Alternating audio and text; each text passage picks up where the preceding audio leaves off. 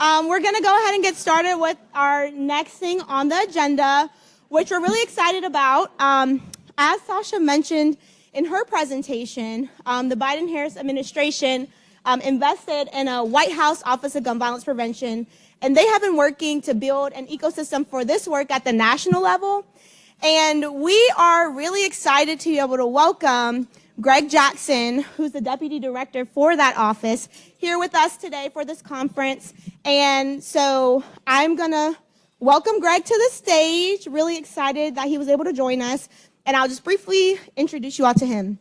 So Greg Jackson is the deputy director of the White House Office of Gun Violence Prevention and special assistant to the president. Greg oversees efforts to implement federal law, identify new executive actions, expand partnerships, and improve services for those traumatized by gun violence. As a gun violence survivor himself, Greg is a leading voice on gun violence prevention for Black and Brown communities. Previously, he was the executive director of the Community Justice Action Fund, which advances policies to address gun violence in these communities. There, he led efforts that secured a $12 billion funding for gun violence prevention and led to the passage of the first gun violence law in 30 years, the Bipartisan Safer Communities Act. As Democratic Congressional Campaign Committee National Field Director, Greg also ran the largest midterm election voter registration program in U.S. history. And with that, I am just going to welcome Greg to the stage. He has done all the things.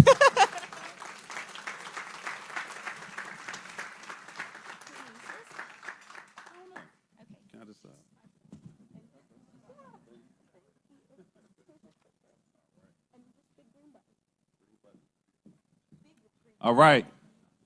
Good afternoon. All right, good afternoon, y'all. Well, thank you again for having me. It's good to be back in North Carolina. One thing she didn't mention is my family's from Roanoke Rapids, North Carolina. Anybody know where that's at? Raise your hand. 252. All right, here we go. My dad went to Shaw, and my mom went to A&T. And, yeah, there they go. I did not go there. I don't know if I can say that, but and they actually met in Roanoke Rapids, North Carolina, and that's how I came to be. My grandma's still there, still harassing everybody, and so I'll see her on the way home. And I also used to live in Wake County, lived on Glenwood Avenue, but not the cool part, a little further up, the suburban part, when I was here in 2012. I actually was here from 2009 to 2012, serving with the Democratic Party and being the state field director for the re-election of Barack Obama. So raise your hand if you volunteered for the 2012 election. Hey, all right, give yourselves a round of applause. So I probably met y'all or sent you those crazy goals or those terrible clipboards, but that was a part of that movement. But how I got involved with the work of gun violence prevention started shortly after that. When I left North Carolina, I was pulled to D.C. To help work on the national efforts, electoral work. And while in D.C., literally my cousins from North Carolina, most of them from Roanoke Rapids and Greensboro, came up because my cousin Corey was getting married. And Corey came up. We had a great time, showed him, the big city, if you will, had Moroccan food, went to the club, went to a couple clubs I can't talk about, but we had a great time. And when we were leaving the first nightclub, two guys were in an argument, and one pulled out a gun and started shooting really at our group. And the bullet, one of the bullets hit me and hit two arteries. And it instantly went from one of the greatest times of my life with my family from here in North Carolina in the big city to one of the darkest nights of my life. The bullet that hit me, it hit two arteries. And I'll never forget arriving at the hospital. And as opposed to being greeted and met with surgeons and doctors and even family, I was met with law enforcement and was interrogated. I had to go through 3 rounds of interrogation, defending my innocence while I was literally bleeding to death. And not only in that moment I was fighting for my life, I was also fighting for my innocence. And unfortunately, in America for so long, we have seen violence as a crime to solve, not a health crisis to prevent. And we see folks that look like me as a suspect first and a human second. And that was a hard time. Now, my cousins, they made it to the hospital a few hours later. And after my second surgery, they were all empathetic And then as soon as I looked over, they was like, but it was a hell of a night, y'all. They start dancing. I was like, all right, y'all still drunk. So it was a rough night, but we made it through. And I made it to my cousin's wedding. I was on my crutches, but I was there as his best man. As exciting as that is, he's now his second wedding, second. And I did not volunteer to organize the second bachelor party. I said, nope, last one I got shot, that's enough. But they're still together, they got 4 kids. Anyway, just want to lighten up a little bit. I can do that with y'all. But anyway, back to the actual work around gun violence. One other big thing that stood out to me when I was in the hospital in recovery, it took me 6 months to recover. And I was shot just days after the failed Senate vote to expand background checks in wake of the Sandy Hook tragedy that I think we're all very aware of. And what I saw from my hospital bed were leaders in Washington avoiding this issue and making excuses of why it's not the time, it's not a priority. And I knew firsthand how much it impacted me and frankly how folks in their local communities are concerned about this every single day, whether it's in their schools, in their streets, and now even in their homes. And so when I got out of the hospital, I just committed to do all I could to help address this issue, first by telling my story, second by working with local youth in the D.C. area. I decided to stay there for a few years. And then, sadly, one of my family friends, Trey, was shot and killed in Greensboro, North Carolina, who grew up with us. And I watched how little was being done in our smaller cities like Greensboro versus the millions and sometimes billions of dollars that were going into public safety in places like D.C. and L.A. and Chicago. And so that moment inspired me to really push Washington to do more. And so I started to advocate towards Congress. In 2019, we actually had the first hearing on urban gun violence in American history. Can y'all believe that? And in that hearing, I was able to help prep for it. I didn't speak at that one. Before the first time, we saw Democrats and Republicans shaking their heads. Like when we talked about the resources to support victims and families impacted, both parties shook their heads. When we talked about youth mentorship, both parties shook their heads. When we talked about hospital programs to help those who have been traumatized, both people shook their heads. When we talked about mental health and behavioral health, we saw both parties start to shake their heads. And that moment was key because that was when we saw the door open to really start to push for bipartisan strategies that are more than just regulating firearms, but investing in programs to support those who have been traumatized. So that hearing was a big deal. A few more battles happened. And then, lo and behold, President Joe Biden was elected. And we found a little bit of an unlikely champion. On December 21st of 2020, President Biden was the first president in American history to name gun violence as a public health crisis. I think I have slides too, right? Yeah, I do. There we go. Thank you. Clapping for me using the slides. There we go. Oh, man, low bar. But he was the first president in history to name this as a national health crisis. And we as advocates, the first thing we did when the White House took office was to say, well, if you see it as a health crisis, where's the health approach? When we had the opioid crisis, we poured resources in, not just law enforcement. When we talked about tobacco being a health crisis, we poured in resources. When automobile accidents were a health crisis, we poured in resources to shift behavior while also holding people accountable for speeding and all these other things. And so we started to push literally day one. And on April 8th of 2021, the president rolled out his first series of executive actions on public safety. And one of the biggest things he did was change 26 grants to be inclusive of not just law enforcement public safety strategies, but also community-led public safety strategies. And many of the programs I think a lot of you are leveraging now, where those doors were opened on April 21st. So very proud of that moment. That slide got a little crazy there. Okay.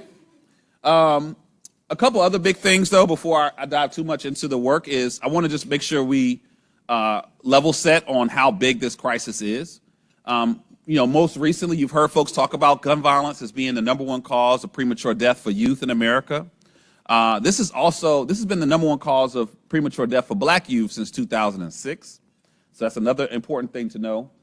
Every year, over 140,000 Americans are shot or injured. And there's a couple other scary facts. We also found that gun violence is the #1 cause of newly disabled Americans in this country.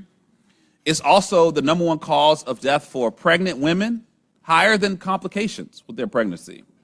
And this has also become the #2 cause of premature death for black women, #2 for Latino men, and #1 for black men in America. And at this point, 1 in 5 Americans now know someone who's been shot or killed. So this is not a fringe issue that only inner cities deal with. This is something that our entire community is suffering from. And there are actually 2 communities that are being disproportionately impacted the most intense. It's young black men when we think about homicides, and it's older white men when we think about suicides. Both of them are suffering greatly from this crisis of gun violence. So this slide kind of says all that in a lot more words. I think often when we talk about gun violence, we really overlook how intense this is. 54% of deaths are suicide, and again, 43% were homicide, and around 3% were other accidental shootings, for example. We also found that 80% of homicides are by firearm, whereas 55% of suicides are by firearm. But when you think about suicide specifically, when you use a firearm, you have a 90% chance of success in taking your own life, whereas other means are typically between 5 and 10%. So the actual presence of a gun is a huge factor of why we're losing lives. So based on the numbers, what have we seen when we think about this crisis? We've looked at this across the board. We pulled together all the amazing researchers and analysts across the federal government and really across the country. And to simplify it, it all boils down to really some basic fundamental problems. And whether it's suicide, a school shooting, a hate-filled act of violence, interpersonal violence, gang violence, all of this really ties back to some key things. One is that we know that there's a presence of trauma in that individual and root causes that lead to that explosive moment. We know there's a moment of crisis. There's very rare that people are in long-term crisis. It's typically a moment of crisis. And during that moment of crisis, they have access to a firearm, and that leads to violent tragedy. So our approach from the federal government side is, one, how do we prevent those moments of crisis, recognizing that there are over 400 million guns in America, so we can't always keep a gun from a person, but we can prevent that moment of crisis. So we started to invest in efforts that we know can intervene at moment of crisis, whether it's street outreach programs, hospital violence intervention that works with a family in the hospital to prevent retaliation, creating the 988 hotline that now has had over 10 million Americans call for help, or also making the largest investment ever in school-based mental health professionals to make sure we have people in our schools to work with youth in that moment of crisis. We know that we have to invest in preventing that moment of crisis. The second big thing is we also have to think about how do we remove access to a gun in that moment. And we have a very important quote that we use: we can always give back a gun, but we can't give back a life, right? And that's why we know that programs like red flag laws are really, really important, where we can remove a gun from the home temporarily. We know that cracking down on gun trafficking is huge, because that's the #1 source of guns from domestic abusers that are prohibited or youth that have guns. We know that safe storage is important, because most of our youth in school shootings are getting those guns from the home. In fact, 76% of school shootings, the guns come from the home. And even when we look at community violence, we found that stolen guns are the ones that get quickest to the crime scene, and 1.6 million of those guns in the last 5 years have come from unsecured cars or unsecured homes. So a big part of our strategy is figuring out how do we prevent access to the firearm for those who are in a moment of crisis or are most vulnerable to having a moment of crisis. And then the last big piece is how do we start to invest in the root causes that lead to that explosive moment. Raise your hand if you're doing some type of job training program as part of your work.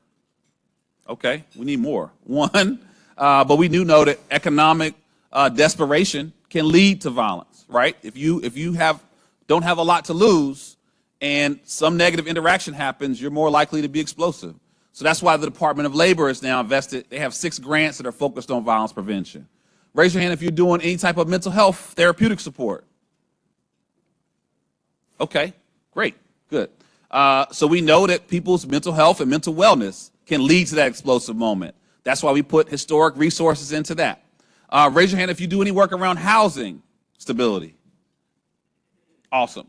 And that's why the Department of Housing is now leaning into our violence prevention strategy, thinking about how do we create more resources for stable housing for communities and individuals most impacted by violence? So those are examples of how the federal government is really attacking really those three major areas. The last big one, which I'll talk about, is we're not doing enough to help people when they're actually shot. Okay, when I was shot, I went through an experimental surgery. I had a 50% chance of survival. And if I did survive, there was a high likelihood my leg would be amputated, right? This is the largest trauma center in one of the biggest cities in our country. So imagine what's happening in your hospitals, right? Imagine what's happening in trauma centers across the country. So a big push that we have now, we'll see how it goes now after the election, but was working with health systems to help improve their practices on how they're helping to treat gunshot victims, both physically and mentally, and the therapeutic side of the work. Okay, y'all got that? Y'all with me? If I'm being too wonky, just throw a bread roll at me or something. I'm hungry, so I'll catch it. So that is kind of our theory of how we're addressing violence. As shared earlier, in September 2023, our office was created, the first ever White House Office of Gun Violence Prevention. I do want to give y'all kudos because North Carolina created the first Office of Gun Violence Prevention in the South. So I want to give y'all big kudos. And when we think about this idea of pulling together agencies and pushing on them and pushing resources beyond just public safety, right, across government, you all really inspired the federal government that this is something that all regions of the country can stand with. And I'm proud to share now there's 14 states that have offices. 4 of them followed your lead, and I think about 8 of them beat you to the punch. But y'all are the first in the South. So I want to commend you and recognize that you're part of this legacy. Our office really had 4 major tactics. One was to expedite the implementation of this historic bill, the Bipartisan Safer Communities Act that was passed in 2022. We identified new executive actions. At this point, we've implemented 84 new approaches to addressing violence across government. We expanded coalitions of partners to help states and local cities be more effective in addressing violence. And then lastly, we focused on how can we improve support for communities and individuals that have been impacted by violence. So I'm going to share a couple highlights of that because we have a ton of fact sheets, and we actually just wrote a report out. If you really want to read, you can check it out. He rubbed his head. He said, I ain't reading. But yes, if you want to read it, you can. There's also some YouTube videos, Instagram, etc. But here are some of the key things that we accomplished. Over 54 executive actions by the Biden-Harris administration. To give you some context, both the previous administration and the previous before that only did 4 executive actions on the issue of gun violence. We passed that first law in 30 years. Some key highlights of it was creating the 988 Crisis Lifeline. We made gun trafficking a federal offense. We've actually prosecuted now over 960 traffickers, so people that we know are illegally moving guns into our communities. We actually did a 4-volume analysis of gun traffickers, and one of the biggest surprises is that most gun traffickers, in fact 60%, have no criminal record. They don't look like the communities that are suffering from those who are being trafficked to. And so we do think we're having a huge impact on disrupting the movement of illegal guns. We also enhanced the background check system. So now if you're under 21, we will check your mental health records, and we will check in with local law enforcement and say, hey, are there any flags with this individual before their gun purchase is approved? Because of that, we've seen a 25% increase in denials, and we've had some really scary situations. One person, when we called local law enforcement, they already had him, they caught him for attempted murder, but his application would have been approved. We had one person who had been involuntarily admitted by their family for suicide attempts, but if it wasn't for that check, that gun would have been approved. And so we're excited about that enhanced check to make sure that we're looking out for those key flags around mental health and especially juvenile activity with law enforcement. And the last big one, which got cut off by the slide, is we updated what it means to be engaged in the business of selling firearms. So when we looked at gun trafficking, right, we know there are people moving guns, but we asked ourselves, okay, where are they buying them? And we found that the number one source for them are unlicensed private sellers. So these are folks who are selling guns online, at gun shows, on social media. And you think it's not a lot of them, right? How many do you think it is right here with my dreads? How many do you think it is across the country? Yeah, you the only one? Yeah. I guess both of y'all, but I can point at you. Rock, paper, scissors. 50. Okay, how many? Let's see, I'm coming this way. Red sweater. How many do you think there are nationally, unlicensed sellers? 100. All right, let's go. We're going all the way to the back with my LA fitted cap. How many unlicensed sellers you think there are?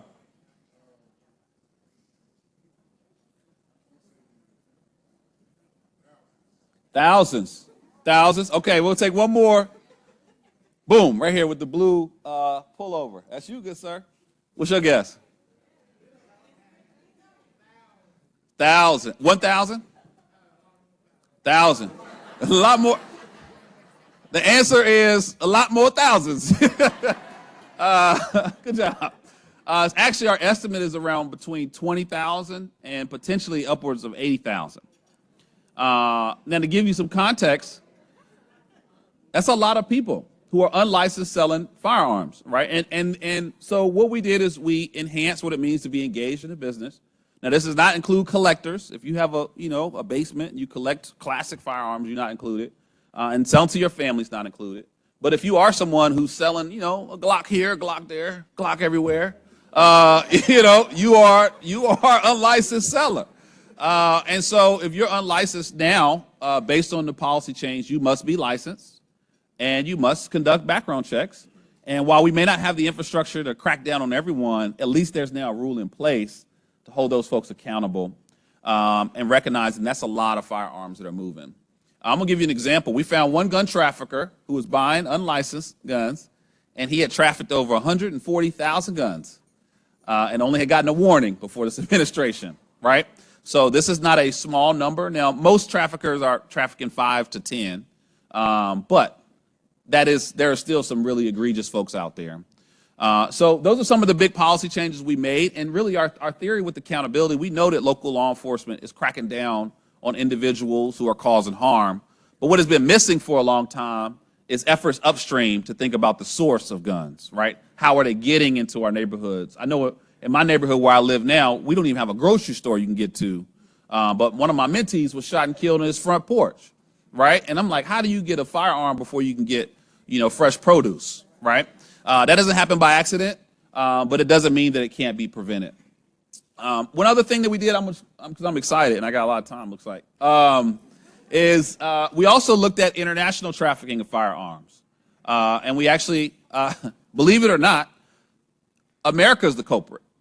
76% of guns that have showed up in Mexico that have been used illegally come from America. We saw the whole Haitian conflict, when y'all saw that the gangs took over, most of those firearms were illegally trafficked from here.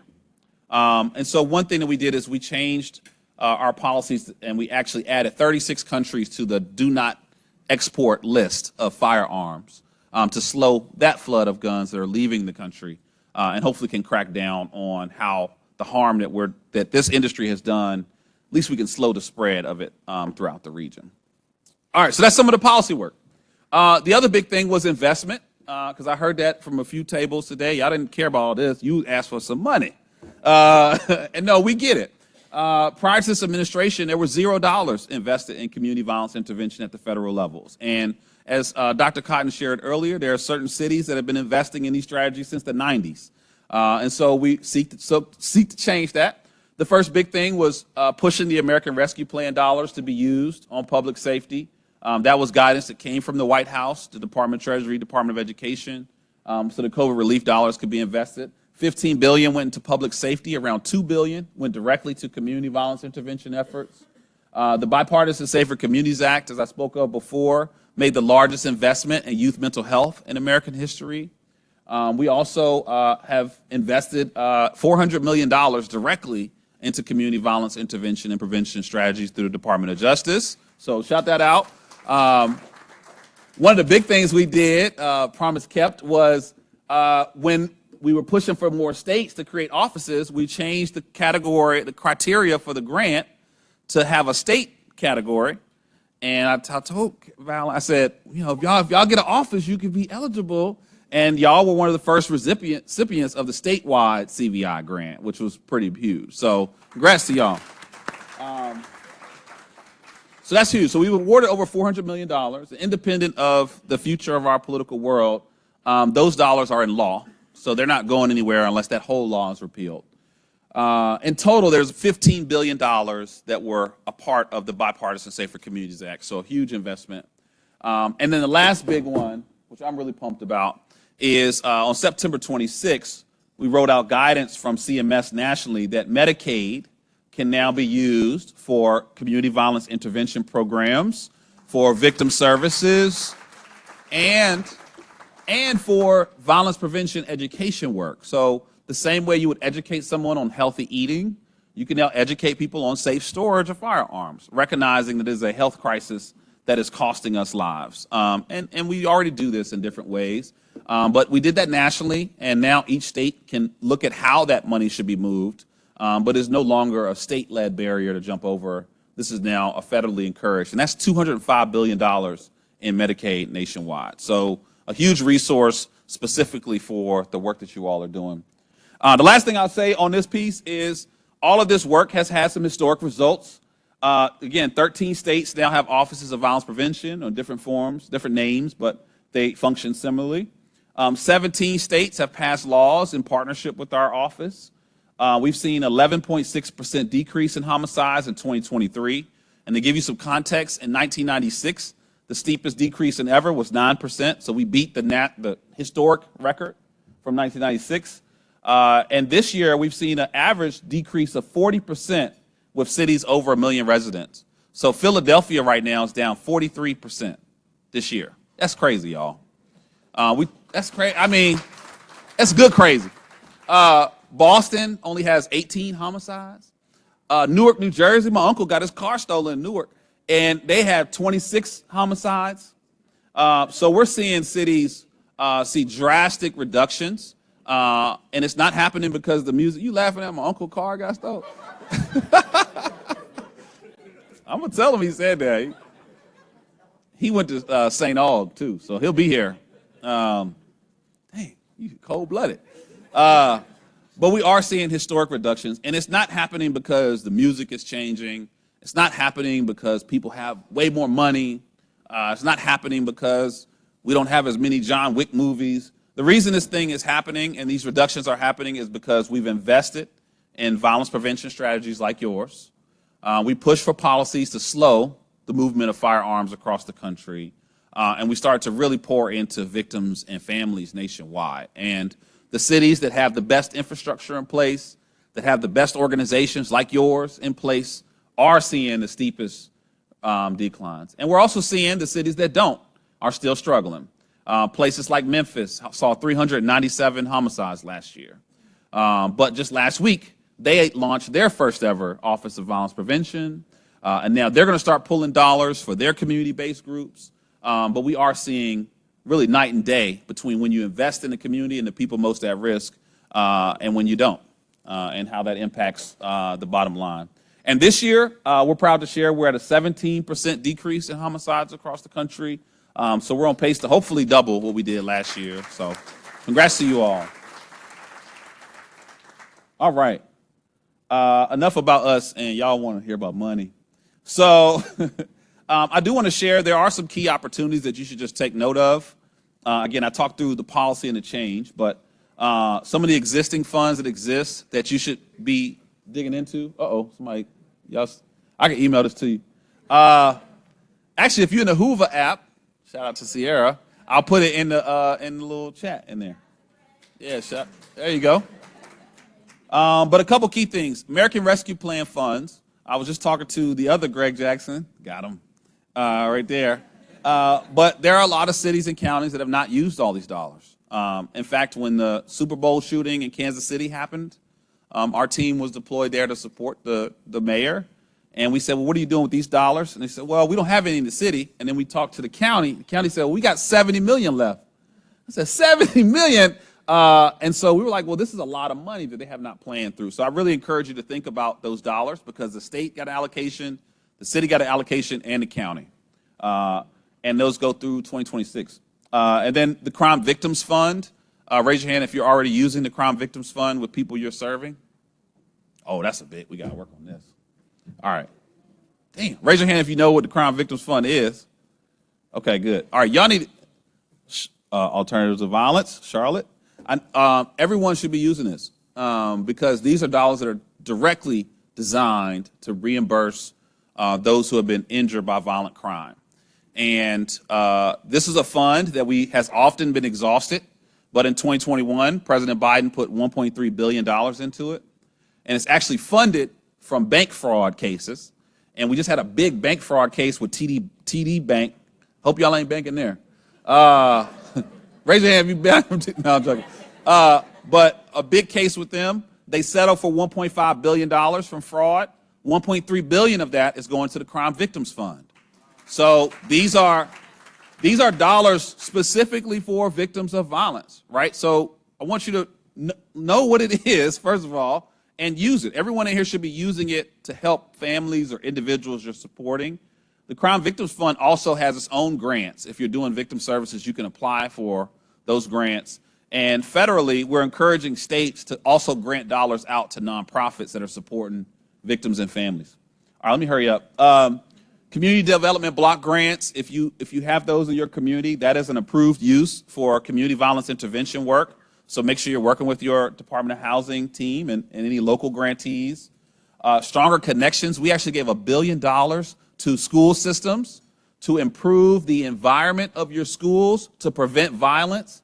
$1 billion. It's called Stronger Connections. Every state got it. So more than likely, a school in your community has these dollars. You need to know how they're using it. And if they haven't used it yet, and they're not using it for violence prevention, then you need to go approach them and figure out, hey, can we partner? Because that's what it was designed for. And then one more big one, which I just mentioned, was Medicaid and CHIP funds can now be used when you're serving someone who has that.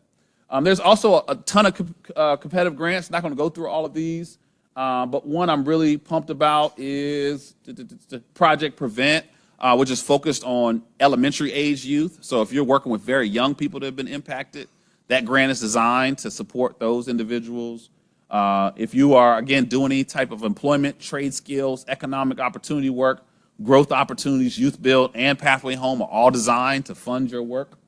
So a lot of good stuff there. There's around 38 different funding sources federally. Now, what I will say about all these funding sources, most of them have been announced from 2021 to now, which means that a lot of them are new. I'm sure you haven't heard, raise your hand, have you heard all these things? Nobody. So a lot of them are, Carolyn has, exactly. Somebody better. But there are a lot of new sources, and so I really want to encourage you to take time to dig into this. And again, I'll drop it in the Hoover app, but what we're seeing is not enough organizations that are serving the populations that are impacted by violence are applying. And so we want you to apply. And your city can apply, your local law enforcement can apply, your nonprofits can apply, and the state can apply. So really, really encourage you to go get it.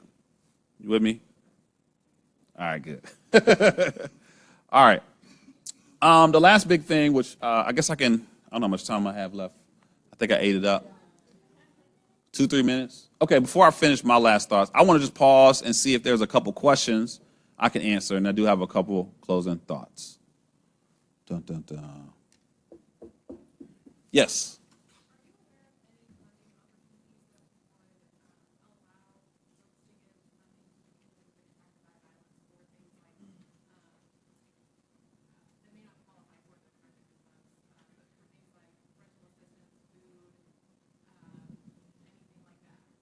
Yeah. Well, not for food. But what we are doing is partnering with certain organizations that want to do more outside of government that are focused on food. I'll give you 2 examples. The World Central Kitchen is really passionate about this issue. So if you have a community that's maybe devastated, maybe there's a mass shooting or multiple shootings over a neighborhood, you can contact the World Central Kitchen. They want to do more. One other one, which we just met with last week, is In Kind, which is an app that helps people. It's like I don't know how to quite explain it, but it's an app where you can pay your bill on the app.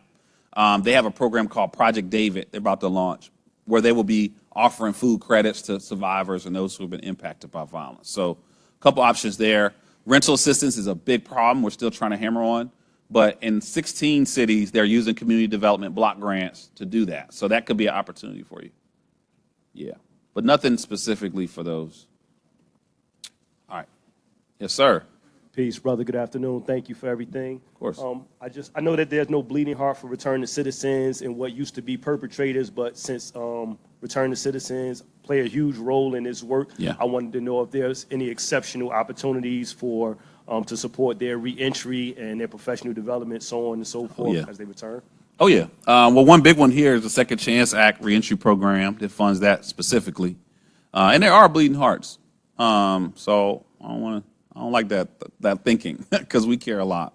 But that's a huge one. And also, as part of the president's first series of executive actions on April 8th of 2021, there were the community violence executive actions, but there were also 4 grants that were opened up for reentry programs. So I can make sure I send those to you. But it's important, but I think at the federal level, they have kind of siloed it as a different work stream. But there are efforts happening. Mm-hmm. All right, yes, sir.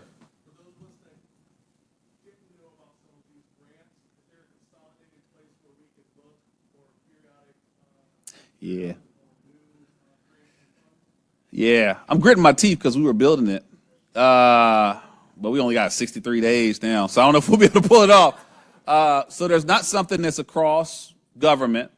But if you go to the Department of Justice and you type in DOJ program plan, you can see all the Department of Justice grants in one place. They even will forecast when they will be released.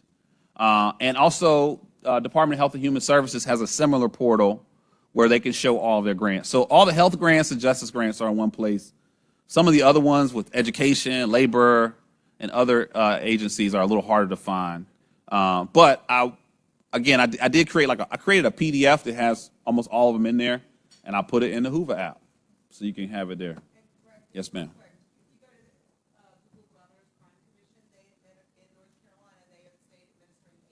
Yeah. Subaward out. So you just Google Governor's Crime Commission and you can find out when their application period is and when their award period is. Beautiful. And that includes VOCA and JAG and PSN and some of the others. Yeah. And quick story, we had a convening of all the statewide offices in the country. And Sierra came, she's so nice and pleasant. And you had some really burly people from Utah and all these places. So anyway, we did a panel. we did a panel on, federal funding. And so I think people underestimated you. And they were like, so what are y'all doing in North Carolina? And she was like, oh, not a lot. And then she said, what? And she went through 12 of these grants programs that y'all got. And North Carolina is already pulling in more money than any other state at the statewide level, thanks to the leadership here. So I will say, if you can't figure all this out, you have someone who's figured out, you might as well give her a little accountant hat. She done figured out where a lot of these dollars move and how they go. And I think you're in good hands here. I can't say that everywhere else. I can't say that in Virginia or Maryland. Yes. Last question, sorry. Yes. What's the regulation for the guns that they own? Is there a regulation for family members? Oh, if they pass away. They have passed away, but the guns are still in the household. Yeah. So what's the regulation? There's no regulation. There's no regulation on handing firearms down to family. I actually own my grandfather's rifle. We from my dad's side from rural Virginia, and that's a big part of our culture and tradition. We are proud of that heirloom. But what we are doing is trying to create more options for people who do want to dispose of those guns. And so I know we hear a lot about gun buybacks, which is one resource. But one big thing is that we actually are rolling out guidance in the end of this month for gun dealers to become out-of-home storage spaces for firearms. And that's really more of a temporary thing. But let's say you do have someone expires, you want to sell the home, but you don't want to put 20 rifles in your house. Then in select communities, you can go to a gun dealer and rent out storage space to keep those guns until you figure out a plan to dispose or sell of them. But we are not regulating what people should do with guns that are handed down, but we are trying to create options so you don't feel forced to hold on to them. Left behind, yeah. That's fair. Yeah, I don't foresee us regulating that. But I do think, again, I think we'll continue to create options. Certain cities, law enforcement will take them. And so we can talk more about like what options you have, but we won't require people to sell them, at least not in recent times. Yes. And I just want to add, as part of our safe storage campaign in North Carolina, we have an online map of places where you can take your firearm if you need to secure it for a certain amount of time. There you go. If you know a person in crisis, or you just don't want to have it in your house for any reason. Awesome. Well, that's my last our question. last I do want to just close with this. I know the world politically is challenging and uncertain nationally. I know that even in the state, I just heard the General Assembly is voting on a big package today. And what I will say from the president on down is that we know that the way that we end this crisis was never through regulations and policy. It was through investing in people. And those dollars have been moved into your communities. They will continue to flow. The $15 billion from the Bipartisan Safer Communities Act, that's in law. And so we know that the way that we solve this crisis is by investing in you to carry that baton. And so far, it's worked tremendously. Again, the last 2 years, we've seen a 28% reduction in homicides across the country. North Carolina, you guys are experiencing an 11% reduction. I mean, it's more homicides in Baltimore than the entire state right now of North Carolina. So you're doing tremendous work. And I want you to stay encouraged and recognize that you don't need the White House or Washington. What you really need is the resources to work with those right in your neighborhoods, and that's the winning solution. So I want you to give yourselves a round of applause, not me. But also, thank you again from a kid running around Love Street in Roanoke Rapids to serving the White House. It's been my honor. So thank you so much for all of your support of our work.